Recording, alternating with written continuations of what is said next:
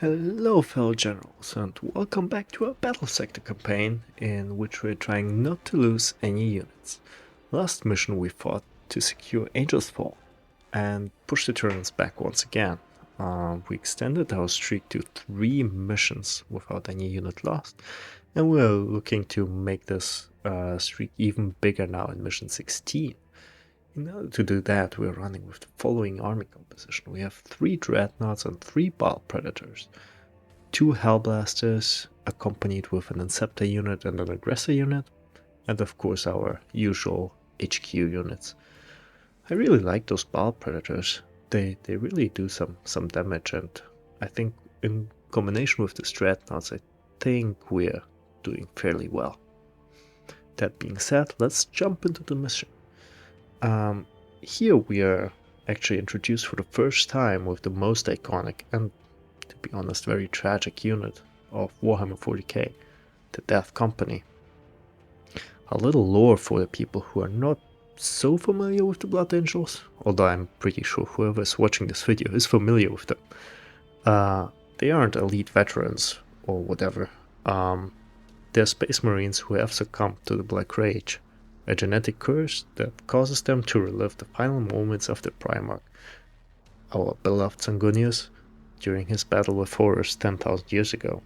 So, to them every battlefield becomes the deck of the vengeful spirit. And they're pretty unstoppable in combat, to be honest, so I'm very interested to see how Battle Sector will transform it into the game. But they're also beyond saving, which is why one of the goals in this mission is to guide those poor souls into death, as you can see. Well, this is exactly the contrary of what we want to achieve in our challenge, but as we have been handling the whole campaign, this challenge just applies to our initial army. So this goal will be managed here accordingly. Saying that, the strategy is fairly simple. We focused all the Death Company units on as many turrets as possible, preferably where we can support them with our main army, so we can deal as much damage as possible, as you can see. And then we also chose to go down the left side of this mountain formation, just to keep our striking power together, and use the middle mountain as a protection for more delicate units like our Hellblasters. Looking a little into the mission, as you see some combat footage here, it looks like we were successful with our attempt to relieve the Death Company. This is exactly what I was hoping for. They hit incredibly hard, they are fast, and they serve the purpose. With them, it's pretty simple to destroy the units of the Tyranids. But as you can also see, they are very delicate in getting damaged. So, with that being said, I think by turn 3, we achieved the goal and of relieving these units. And while we're waiting for that, maybe small little low break. One thing that I've always loved about those Blood Angels is that they are heroic. This is, I think, why many people start with the Warhammer Blood Angels as a first army. So was I. I actually had the Death Company assemblance there, and I would guess they're a fan favorite in general. But they're also deeply tragic. Since I explained in the beginning, every Blood Angel knows that one day they might succumb to this Black Rage, and this campaign actually shows that pretty well. It doesn't matter how experienced they are, or it doesn't matter how many battles they've survived. Eventually, these visions may come and they will succumb. And when it comes, they will receive this black armor, which indicates them not as traitors, but as someone already considered dead, and their final act is to fight one last battle for the Emperor, as these poor souls are doing in this battle. Now again, by by turn 3, around now, you'll see that we finally were able to relieve those poor souls in battle. All of those 5 Death Company units fell to the Tyranids, which was one of the mission objectives. And with that being said, we now can focus again on our main task ahead, and that was defeating those the rest of these 25 remaining Tyranid units, and make sure that we don't lose any units on our side.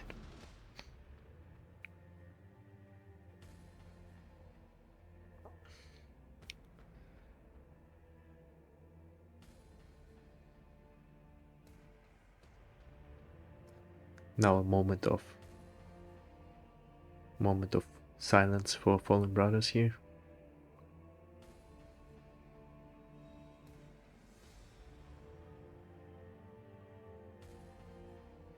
That being said, back into action, where we are starting to face the rest of the Tyranids.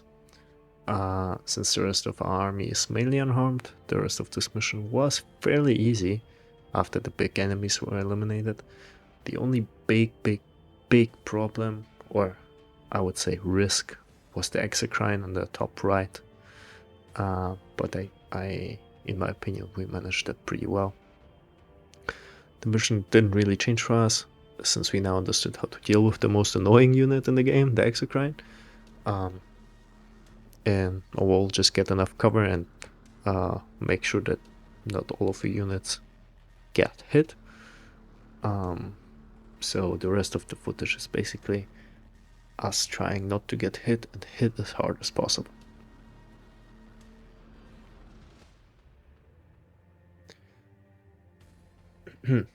Now coming back to a little bit more to the Death Company, I think gameplay wise they're exactly what most people expected.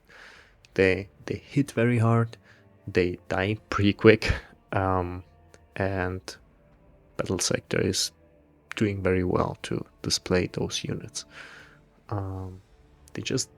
They not just giving you another powerful unit, it also introduces one of the darkest aspects of Blood Angels lore, and I think this campaign is actually pretty good at portraying that. I'm also very happy to report that this mission went very successful. We again didn't lose any units. We were able to succeed in this mission very well, and as you see the last remaining units being defeated, I think the strategy that we chose here paid off very well, using this middle mountain formation as protection against the Exocrine, and using our hard-hitting units to delete all of these Tyranids.